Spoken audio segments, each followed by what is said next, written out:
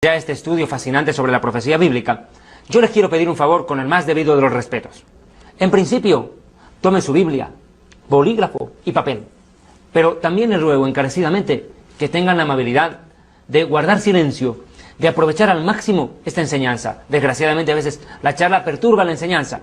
Aprovechen al máximo estas enseñanzas que el Ministerio Evangelístico Internacional, Kedushá, Santidad y el programa Historia del Futuro, porque para Dios el futuro es historia, ponen a su disposición amigos directos en toda Iberoamérica.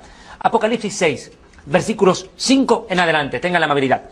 Cuando abrió el tercer sello, oí al tercer ser viviente que decía, ven, y miré, y vi un caballo negro. El que lo montaba tenía una balanza en la mano, y oí una voz de en medio de los 4 seres vivientes que decía, 2 libras de trigo por 1 denario, y 6 libras de cebada por 1 denario, pero no dañes el aceite ni el vino.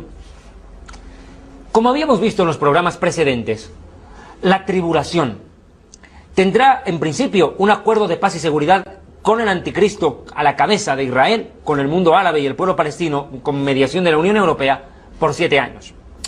Dijimos también que a los 3 años y medio este acuerdo de paz sería quebrantado unilateralmente por el anticristo y daría lugar a lo que ya se enseñó, la invasión de Gog y Magog, descrita en Ezequiel 38 y Ezequiel 39, en las cuales Rusia, junto a Irán, Alemania y 37 naciones más, invadirán a Israel a mediados de la tribulación, o ese periodo de angustia que sobrecogerá al mundo luego del arrebatamiento de la iglesia.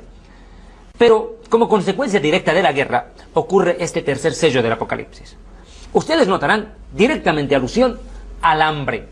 La hambruna en la tierra va a ser terrible. Hoy en día, la OMS, Organización Mundial para la Salud, ha publicado en este tiempo datos estadísticos escalofriantes sobre la hambruna.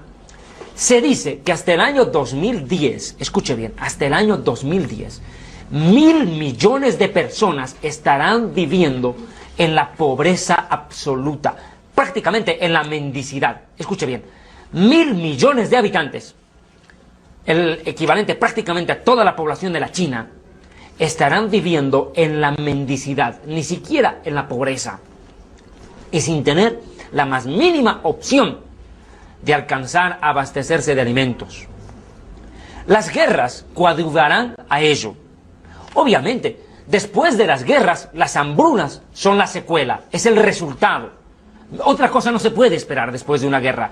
Una hambruna y una carencia de alimentos fatídica para la humanidad. Pero más allá de eso, quiere que le diga algo. Hoy en día ya, el África, y las imágenes que estamos viendo de fondo lo corroboran, el África realmente es un dolor de cabeza para el mundo.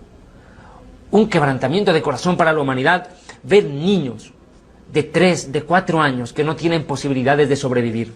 El índice de mortalidad infantil por falta de alimentos es algo aterrador en este planeta.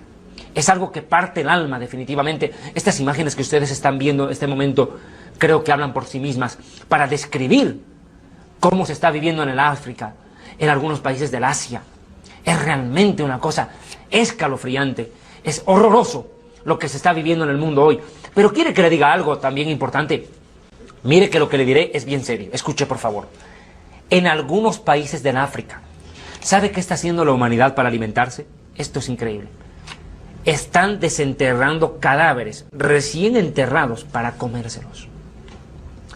Hay países en el África, como en Sudán, por ejemplo, donde comer una rata, escuche bien, comer una rata es un alimento lujoso. Dele gracias a Dios, usted que me mira del otro lado de la cámara, porque Dios le provee a usted el alimento y el sustento. Tal vez usted no tenga todo lo que quiera ni lo que necesite, pero Dios en su misericordia no les hace faltar el pan.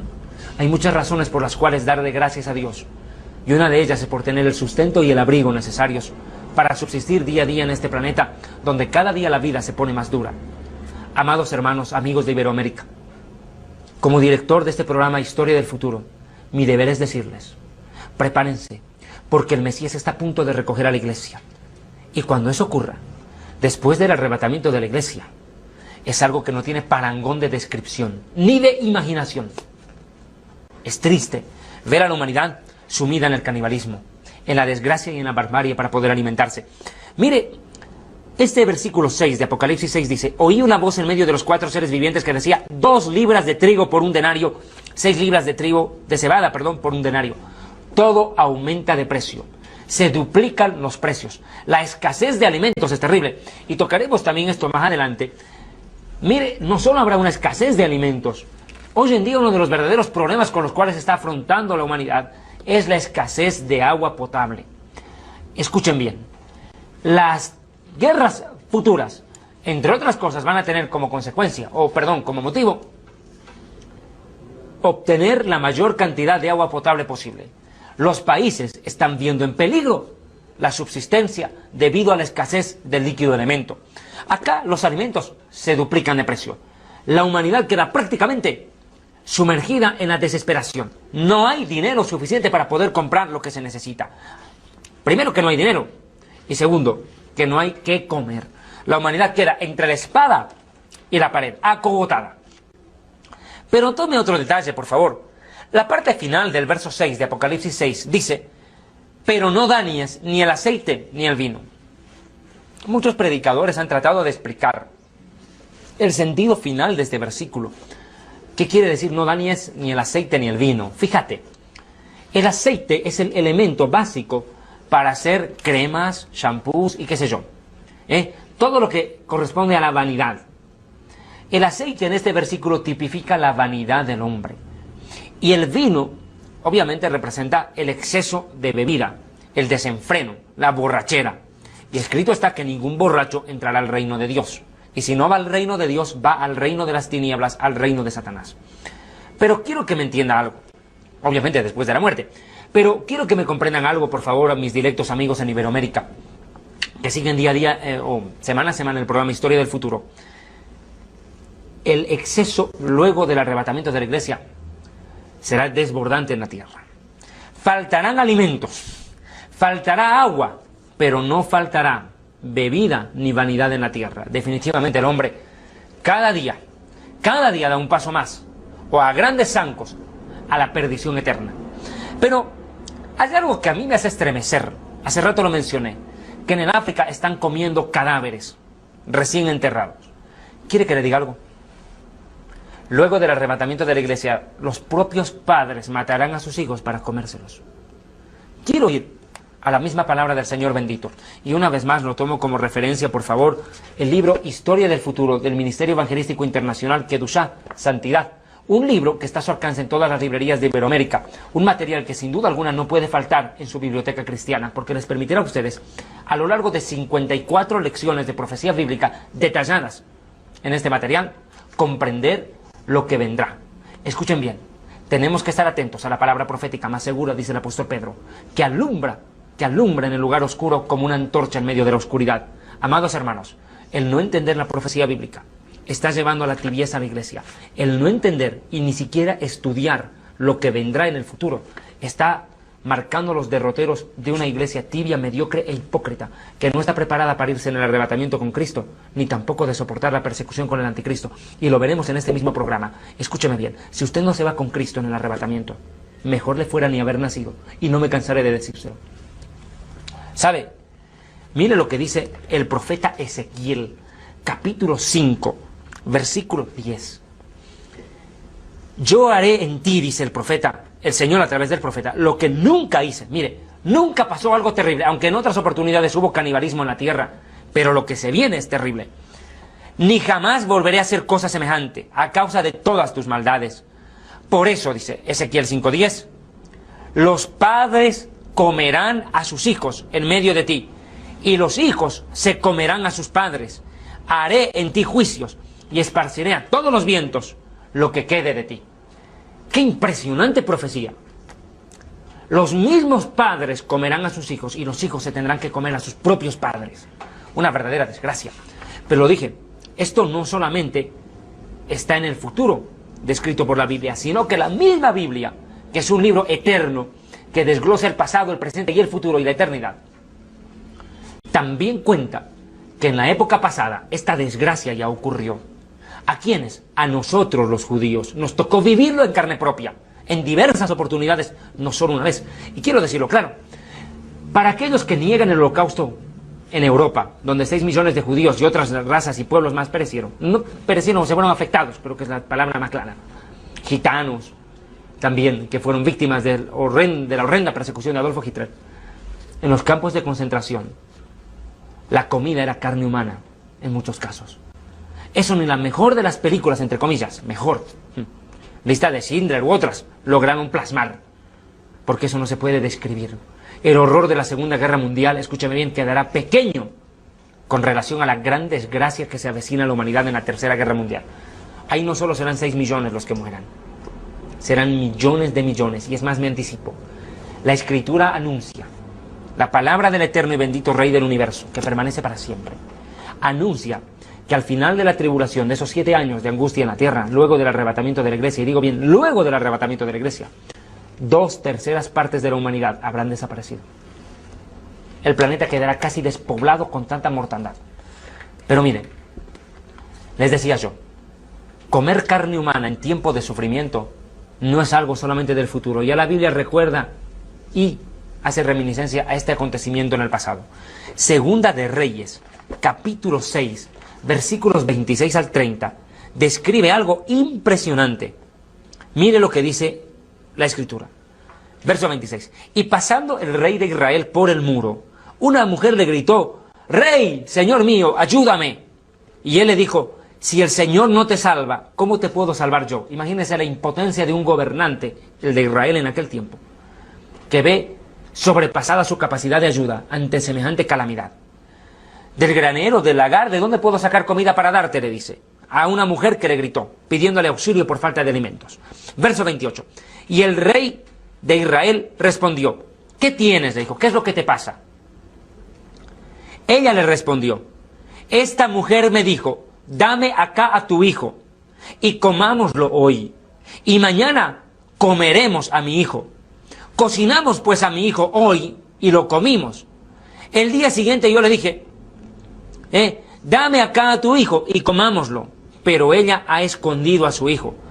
Al escuchar estas palabras, el rey, escuche, rasgó sus vestiduras en señal de duelo y de dolor, y pasó así por el muro. Y el pueblo vio el cilicio que traía interiormente en su cuerpo. Quiero explicar esto. Los judíos, cuando sentimos la muerte de un familiar o vemos una cosa horrenda, rasgamos nuestras vestiduras y cosemos en nuestra prenda de vestir, preferentemente al lado izquierdo, al lado del corazón, cosemos un pedazo de tela negra que es visible a los demás, en señal de duelo y de luto. Y eso fue precisamente lo que pasó con el rey de Israel en aquel momento. Al ver semejante catástrofe con sus propios ojos, ver que una mujer tuvo que cocinar a su hijo y que la otra, que tenía que darlo también para el mismo objetivo, se negó a hacerlo.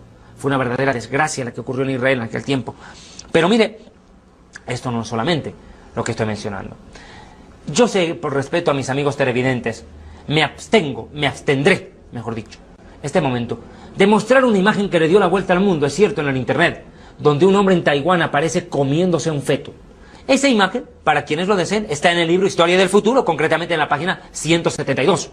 Pero yo, por el respeto a mis amigos televidentes, porque sé también que hay niños que están viendo este programa, para la gloria de Dios, me abstendré de mostrar esta imagen. Si quiere verla, tendrá que verlo en el libro o consultar por el internet. Pero, mis amigos, lo que está pasando en Taiwán, encontraron un supermercado de carne humana clandestino.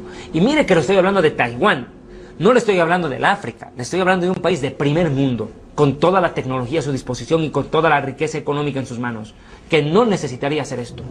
Para que vea, la depravación y la maldad del hombre no conoce rango social ni estatus económico.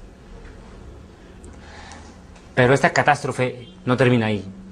Jeremías capítulo 19, verso 9 dice: les haré comer la carne de sus hijos y la carne de sus hijas. Cada uno tendrá que comer la carne de su propio amigo, en el asedio y en el apuro con que los angustiarán sus enemigos y los que busquen asesinarlos. ¡Qué horroroso! Bien dijo el profeta Jeremías en el capítulo 30, verso 7, cuán grande es aquel tiempo, tiempo de angustia para Jacob, es decir, para Israel. Lo que se avecina es un tiempo que para nosotros los judíos será el más trágico y desastroso de toda nuestra historia. Pero no solo. No solo Israel tendrá que sufrir, sufrirán todas las naciones del mundo.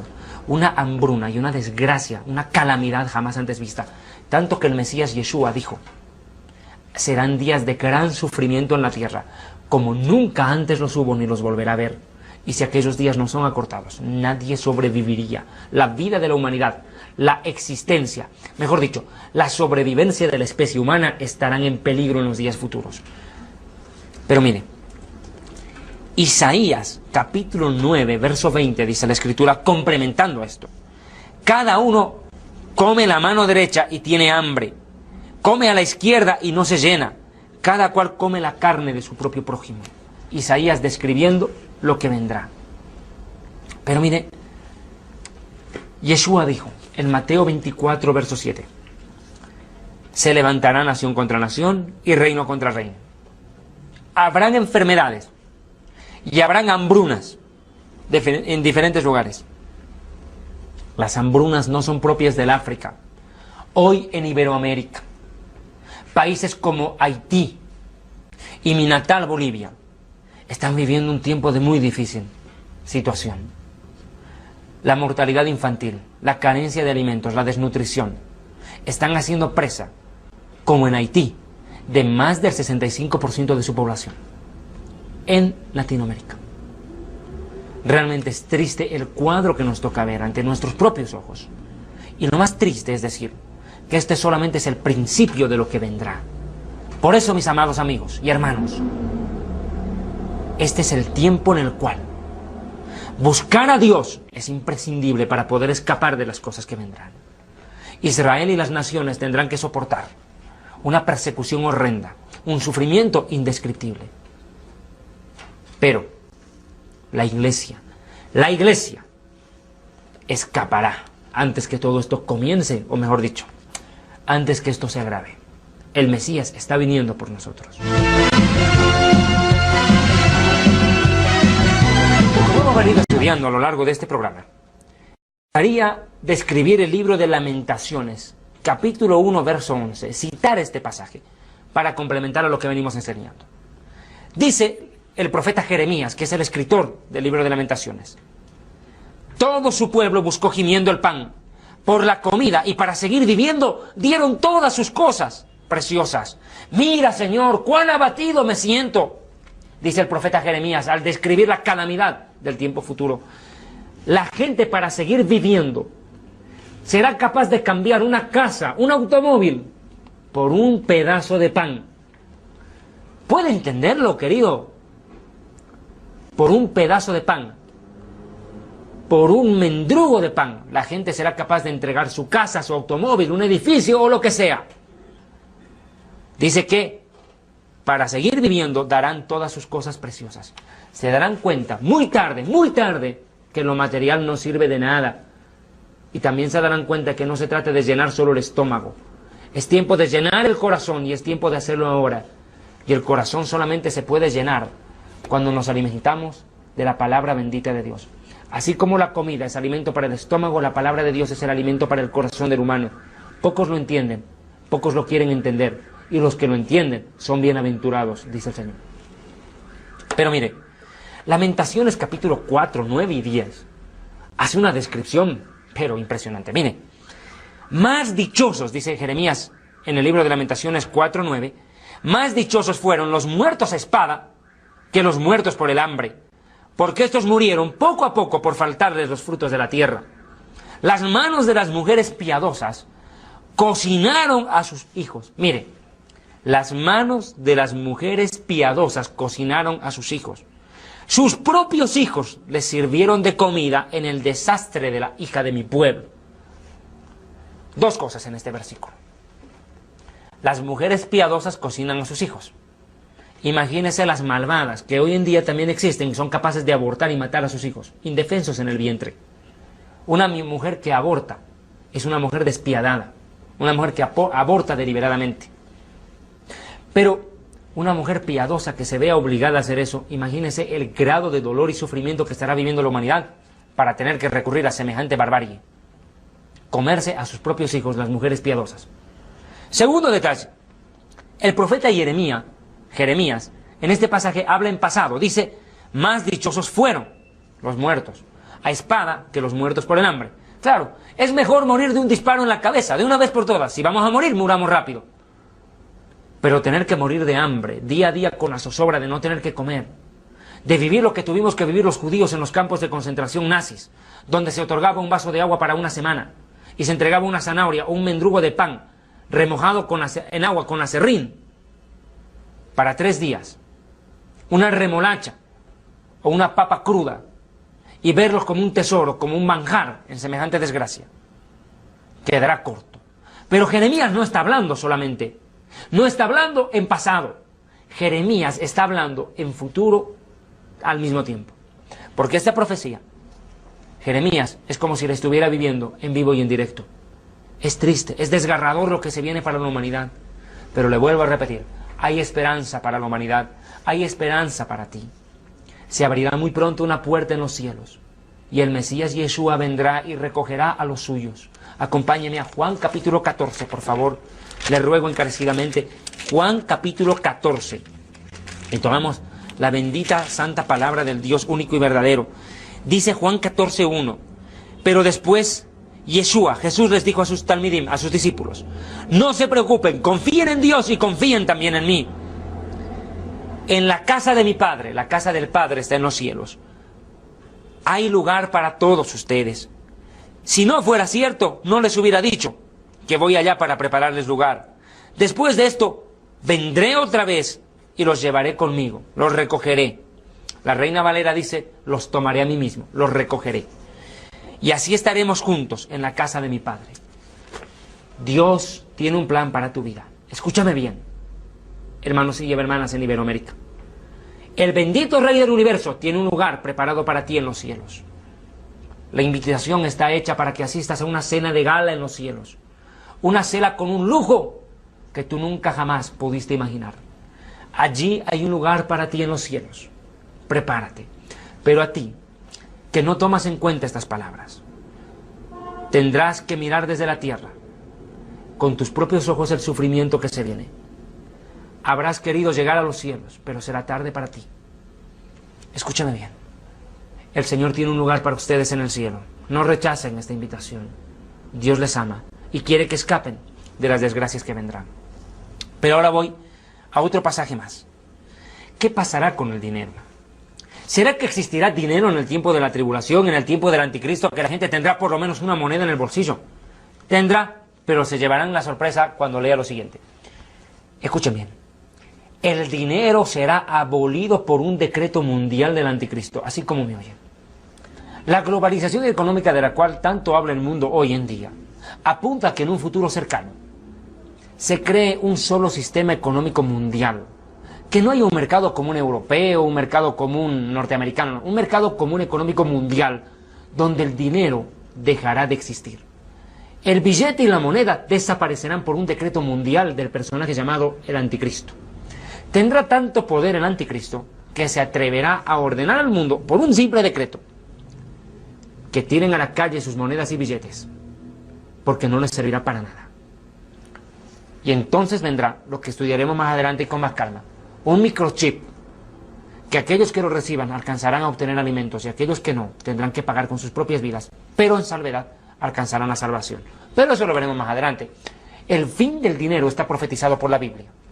Escuche, el dinero terminará.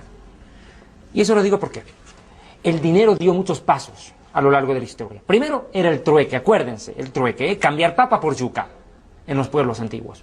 Después era pagar en monedas de oro, luego vinieron pagos en monedas de plata, se inventó la moneda de níquel, luego aparecieron los billetes, los cheques, las tarjetas de crédito, y por último vendrá un microchip que será implantado prácticamente por la fuerza para que la humanidad pueda sobrevivir si es de que quiere realmente hacerlo. La Biblia dice que el dinero desaparecerá. Ezequiel 7:19 dice, arrojarán su plata a las calles y su oro será desechado. Ni su plata ni su oro podrán librarlos en el día del enojo del Señor. No saciarán su alma ni llenarán sus entrañas, porque ha sido tropiezo para su maldad. Y por si fuera poco, Sofonías lo confirma.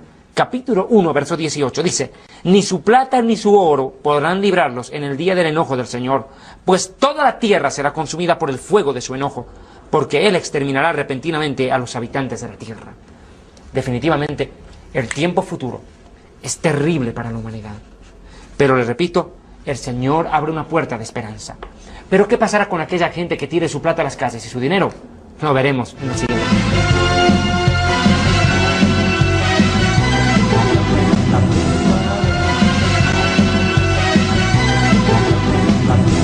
Bien, prosiguiendo con este mensaje sobre los sellos del Apocalipsis, habíamos dicho antes del corte publicitario que se desechará el billete y la moneda en el mundo entero y que se instaurará un sistema económico mundial regido con un microchip que permitirá la compra y la venta de los humanos en aquel tiempo. Para ello necesito remontarme hasta el Apocalipsis capítulo 13, versículos 16 en adelante. Hablando de uno de los personajes de los cuales hablaremos en un futuro programa, el falso profeta. Este personaje siniestro, que no es el anticristo, el falso profeta es un personaje que apoyará al anticristo. Se encargará de controlar la economía del mundo y hará lo siguiente. Vea verso 16 de Apocalipsis 13. Y hacía el falso profeta que a todos, pequeños y grandes, ricos y pobres, libres y esclavos, mire, nadie en la sociedad se librará. Todos se les pusiera una marca en la mano derecha o en la frente. Hoy, después de tantos siglos descrito el Apocalipsis, podemos comprender que esa marca es un microchip. Por cierto, lo estudiaremos más adelante cuando estemos estudiando las copas del Apocalipsis. Allí estudiaremos en detalle cómo ya la tecnología de hoy, puesta a servicio del hombre, y más que todo, del diablo, permitirá que la humanidad sea esclavizada por este sistema económico salvaje en el tiempo futuro. Y que ninguno pudiera comprar ni vender, sino el que tuviera la marca, o el nombre del anticristo, o el nombre de la bestia, o el número de su nombre, el número escondido en su nombre. Aquí hay sabiduría, el que tiene entendimiento cuente el número de la bestia, del anticristo, pues es número de hombre, y su número es 666, 666, el hombre queriendo ser Dios. El sexto día de la creación fue hecho el ser humano, el hombre. 3 veces, el 6 es el hombre queriendo ser Dios, el superhombre, del cual tanto habló un nefasto escritor y filósofo, Federico Nietzsche. Pero bueno, pasemos por favor al cuarto sello. Una vez más lo repito, este tema lo desglosaremos más adelante, por favor. Para proseguir con este fascinante estudio de la profecía bíblica y de los sellos del Apocalipsis, nos vamos ya a Apocalipsis 6, 7 y 8, el cuarto sello del Apocalipsis. Cuando se abrió el cuarto sello, oí la voz del cuarto ser viviente que decía, ven. Y miré, y vi un caballo amarillo. El que lo montaba tenía por nombre Muerte, y el Hades, es decir, el infierno, le seguía. Y les fue dada potestad sobre la cuarta parte de la tierra para matar con espada, con hambruna, mortandad y con las fieras de la tierra. Este es el cuarto jinete del Apocalipsis. Los 4 jinetes lúgubres del Apocalipsis que traen desgracias a la humanidad uno tras otro. Recordemos entre paréntesis, el primer jinete, el caballo blanco, representa al anticristo, viniendo a traer una falsa paz y una falsa seguridad a los conflictos del Oriente Medio. El segundo jinete, caballo rojo, representa el inicio de la Tercera Guerra Mundial, iniciada, en principio, por un ataque del anticristo contra las naciones árabes. El tercer jinete acabamos de estudiarlo. Representa la hambruna y la mortandad en la tierra después de la Tercera Guerra Mundial, a consecuencia del inicio de la Tercera Guerra Mundial, habrá que decirlo mejor. Y este cuarto jinete del Apocalipsis anuncia mortandad y de una humanidad que se irá de cabeza al infierno. Acá la Biblia dice que la muerte y el Hades le seguían. Quiero explicar esto. El Hades es el infierno. Cuando se tradujo la Biblia del hebreo al griego, los traductores tropezaron con un verdadero problema. La palabra Sheol, que aparece tanto en el Antiguo Testamento, que representa la vida después de la muerte, el lugar donde van las almas, no los cuerpos, donde van las almas después de morir, no hallaba un parangón de traducción. Los traductores tuvieron que, para traducir al griego, entender primero la mentalidad de los griegos, quienes creían en el reino de la muerte, al cual llamaban ellos Hades, y el dios de la muerte era precisamente Hades. Entonces, para traducir la palabra Sheol al griego, tomaron como parámetro lo que ya los griegos creían en su mitología. En pocas palabras, Hades es el reino de la muerte, el infierno. Bien, ahora veamos por favor qué es lo que pasa. Y les fue dada potestad sobre la cuarta parte de la tierra. ¡Qué impresionante! Cuarta parte de la humanidad morirá cuando el cuarto jinete del Apocalipsis surge en escena. ¿Cómo van a morir estas personas? matar con espada. El aumento de la violencia será inusitado en aquel tiempo. Como quiera que la gente no tendrá billete ni moneda en el bolsillo para comprar o vender sin no tener la marca. Y tanta escasez de alimentos y líquidos. La humanidad, por cuestiones de hambruna, por su desesperación, cometerá horrendos actos de violencia en aquel tiempo. Las hambrunas, dice, la mortandad y las fieras de la tierra serán la pesadilla de aquel tiempo. ¿Por qué las fieras de la tierra? Imagínese usted, si los humanos no tendrán para comer, ¿qué cree que comerán los animales? Se volcarán contra los humanos y los atacarán. La desesperación hará que los animales también tengan que emigrar a las ciudades en busca de alimento, y serán los humanos las víctimas de semejante atroz ataque. Ahora mire, por eso dice la palabra de Dios en Jeremías 15, verso 3, para complementar esto: y enviaré sobre ellos 4 géneros de castigos, dice el Señor: espada para matar, perros para despedazar, y aves del cielo y bestias de la tierra para devorar y destruir. La humanidad quedará cercada con tanta desgracia. Mateo 24, 7 y 8 dice el Mesías: se levantará nación contra nación, reino contra reino, y habrán pestes, hambrunas y terremotos. Pero además hay que tomar en cuenta Ezequiel 5:12, escuche: una tercera parte de ti morirá por la peste, y será consumida por el hambre en medio de ti. Una tercera parte caerá a espada alrededor de ti, víctima de la violencia, y a otra tercera parte esparciré por todos los vientos, y en pos de ellos desenvainaré espada. La ira de Dios caerá con toda su furia luego del arrebatamiento de la iglesia. Estos son los últimos tiempos, antes de que el Mesías recoja la iglesia. Arrepiéntase, entréguele su vida al Mesías. No desaproveches la oportunidad que hoy tienes, porque después llorarás y anhelarás un minuto de este tiempo. Está escrito en la palabra de Dios: mejor es tu misericordia, Señor, que la vida misma. ¿De qué le vale al hombre vivir 80 años en la tierra si nunca experimentó un minuto en la presencia de Dios? ¿De qué le sirve? Arrepiéntase. La presencia de Dios está cercana a todos los que le invocan, y le invocan de corazón. Dios se manifiesta a todos aquellos que le buscan con un corazón humilde y sincero. Hágalo en esta noche. El Señor quiere manifestarse a su vida. No desaproveche esta oportunidad, porque lo que viene es espantoso para los que se queden, pero para aquellos que partan en el día del arrebatamiento, hay un lugar de gozo en los cielos, preparado por el Dios Altísimo para todos aquellos que le aman, le sirven y le siguen. Quinto sello del Apocalipsis, tomando de parámetro el libro Historia del Futuro del Ministerio Kedushá, Santidad. Apocalipsis 6, 9 en adelante, dice la palabra de Dios: cuando abrió el quinto sello, vi debajo del altar las almas de los que habían sido muertos por causa de la palabra de Dios y del testimonio que tenían. Clamaban a gran voz diciendo: ¿hasta cuándo, Señor, santo y verdadero, vas a tardar en juzgar y vengar nuestra sangre entre los que habitan sobre la faz de la tierra? Entonces se les dieron vestiduras blancas y se les dijo que descansaran un poco de tiempo todavía, hasta que el número de sus consiervos y hermanos hayan de ser muertos igual que ellos. Este quinto sello del Apocalipsis ya no tiene lugar en la tierra. El primero, segundo, tercer y cuarto jinete del Apocalipsis ocurren en la tierra. El quinto sello describe el cielo. ¿Qué ocurre en este pasaje de la Biblia? Las almas de aquellos que se hayan quedado en el arrebatamiento y tengan que ser presos de horrendas persecuciones a manos del anticristo, llegarán a la presencia de Dios y clamarán venganza. Venganza por las maldades y atrocidades que les harán antes de matarlos. Entiendan bien, en aquel tiempo, luego del arrebatamiento de la iglesia, el que quiera salvarse tendrá que ser fuerte y valiente y soportar tremendas y horrorosas torturas para poder alcanzar la salvación. Tendrá que demostrar con hechos que realmente ama a Dios y que quiere conseguir un lugar en el cielo. Entiéndalo. Las masacres contra los cristianos y contra los judíos que estén vivos en aquel tiempo serán horrorosas, nunca antes vistas. No tendrán parangón.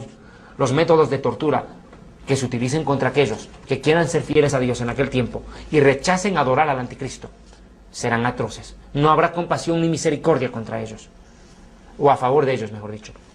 Mire, la palabra de Dios toma en cuenta esto. Las almas de los que habían muerto por causa de la palabra de Dios y del testimonio que tenían. Pero yo quiero hacer una pausa breve en este sentido. Existe una secta con una doctrina tremendamente peligrosa, llamada los testigos de Jehová. ¿Alguna vez escuchó de ellos? ¿Alguna vez golpearon la puerta de su casa con una atalaya o qué sé yo y vinieron a buscar a usted para supuestamente hablarle la palabra de Dios? Pues bien, les daré un consejo. No los reciban. No los reciban.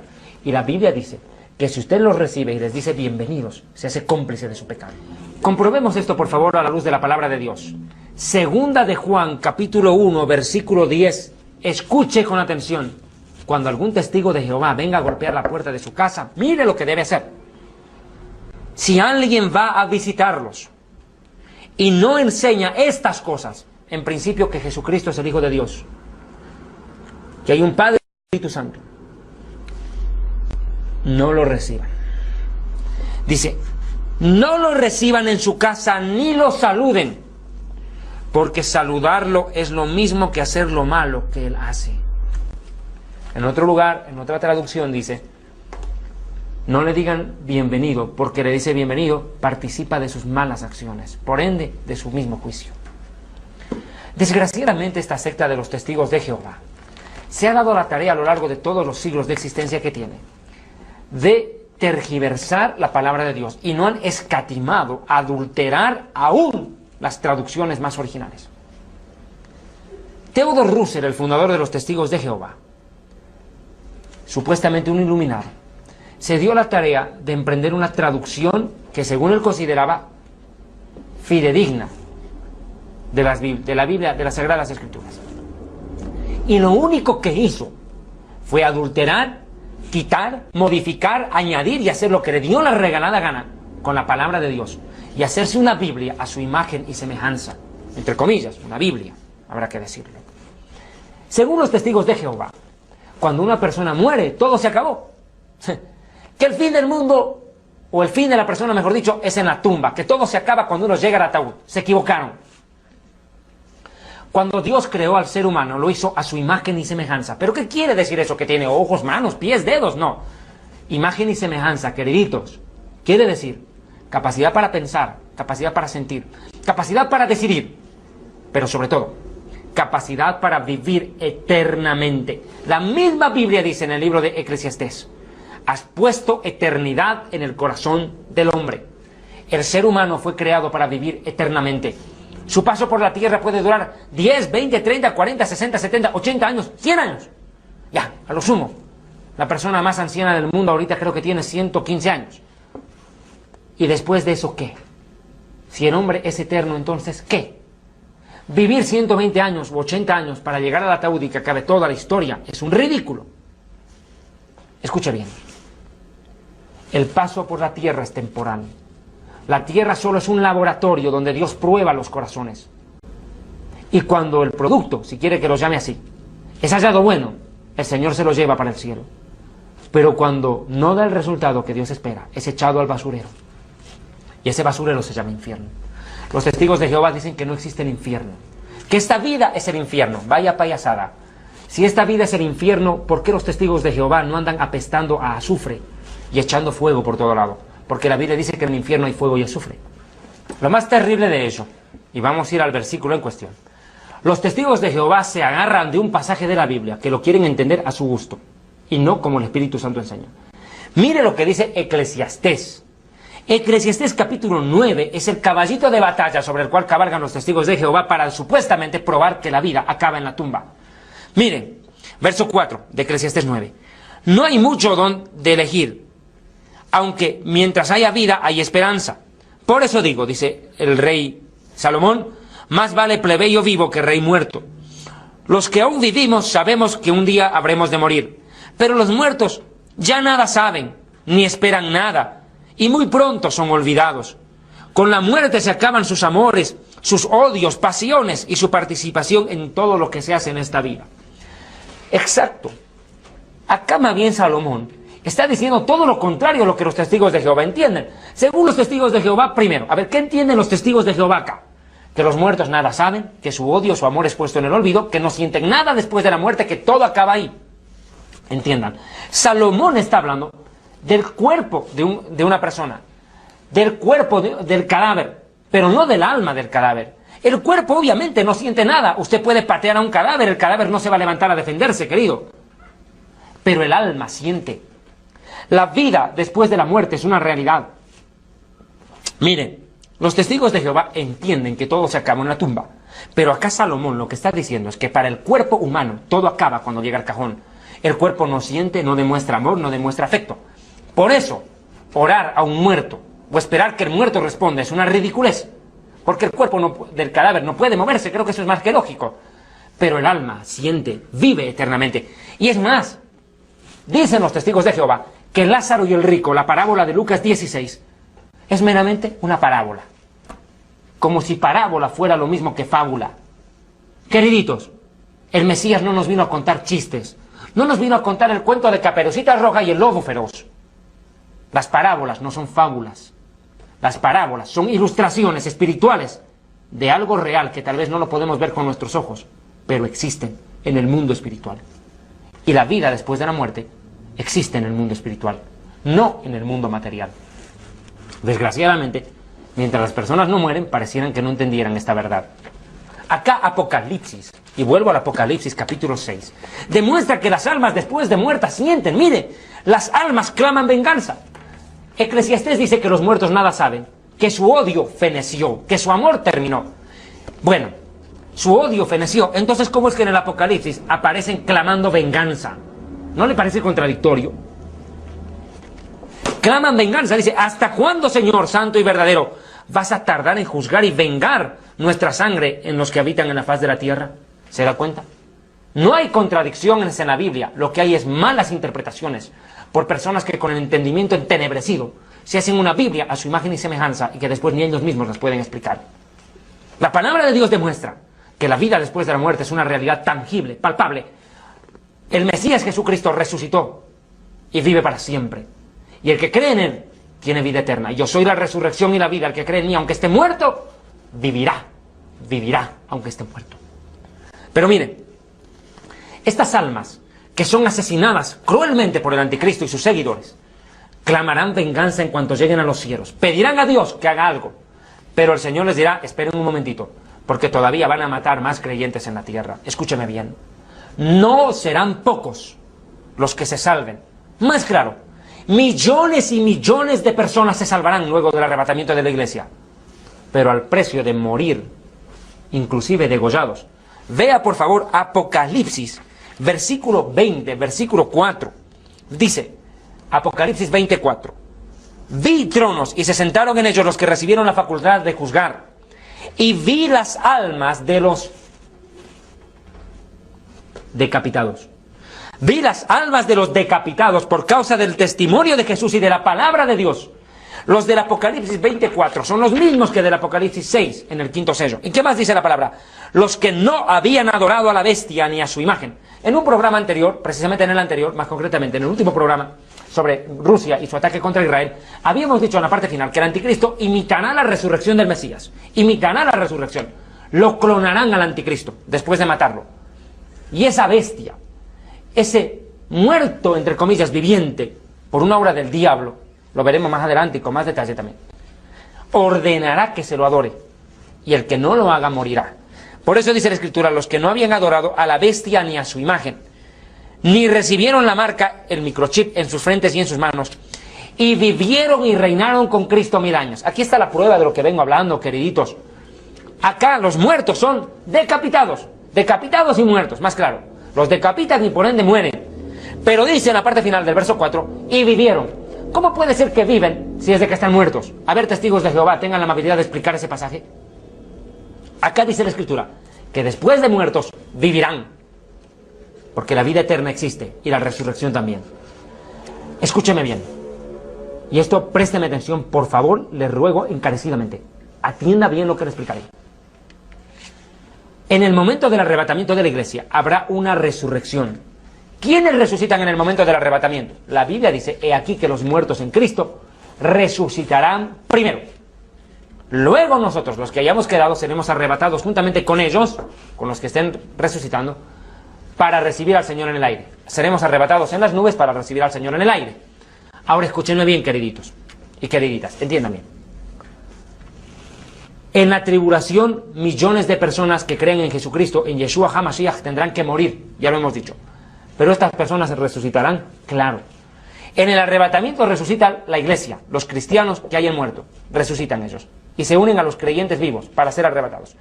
Pero en la segunda venida, cuando el Mesías esté regresando a Israel, resucitarán todos aquellos que hayan muerto víctimas del anticristo en esos 7 años.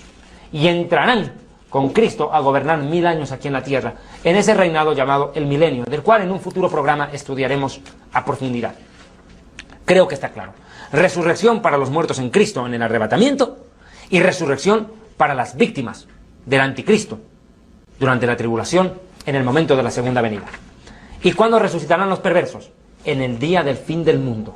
Cuando los 1000 años acaben, resucitarán los malvados. 3 grupos de resucitados. En el rapto los muertos en Cristo, en la segunda venida los asesinados por el anticristo y en el fin del mundo todos los malvados. Resurrección de injustos se llama. Ante el juicio final, trono blanco.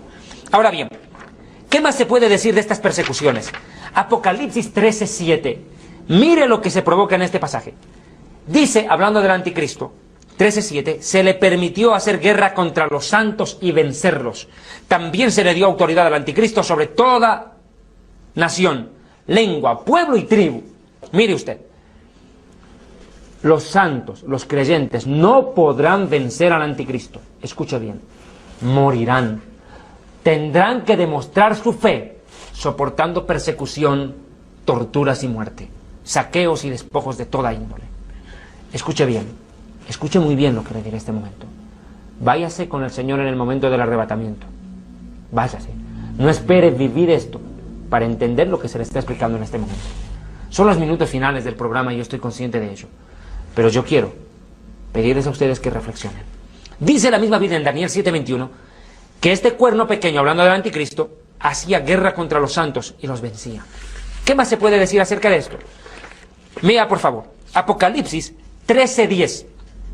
Dice la Escritura, si alguno va en esclavitud, va en esclavitud. Si alguno mata a espada debe ser muerto. Aquí está la paciencia y la fe de los santos. Irán en despojo, cautividad, es decir, serán tomados presos y asesinados sin compasión los creyentes en aquel tiempo. Es más, Daniel 11:32-35 dice, el anticristo con lisonjas seducirá a los que le apoyen en la violación del pacto con Israel. Mas el pueblo que conoce a su Dios se esforzará y actuará. Y los sabios del pueblo instruirán a muchos, y por algunos días caerán a espada y a fuego, es decir, disparados. En cautividad, es decir, llamados presos, y en el despojo de sus bienes. Y en su caída serán ayudados de pequeño socorro. Pero muchos a ellos se juntarán con lisonjas. También algunos de los sabios del pueblo caerán para ser depurados y limpiados y emblanquecidos. ¿Se da cuenta? Aún los predicadores de aquel tiempo, escuche bien, aún los predicadores en el tiempo del anticristo tropezarán. Serán probados al máximo para heredar la salvación. Es terrible lo que se avecina. Amados hermanos, lo que se avecina a la tierra es algo que no tiene parangón. Me gustaría, en un siguiente programa, tocar algunos de los parámetros sobre los cuales el anticristo actuará contra los cristianos de aquel tiempo y contra los judíos, obviamente, que estén soportando el rigor de una persecución infernal acá en la tierra. Espere a Jesucristo, Yeshua HaMashiach,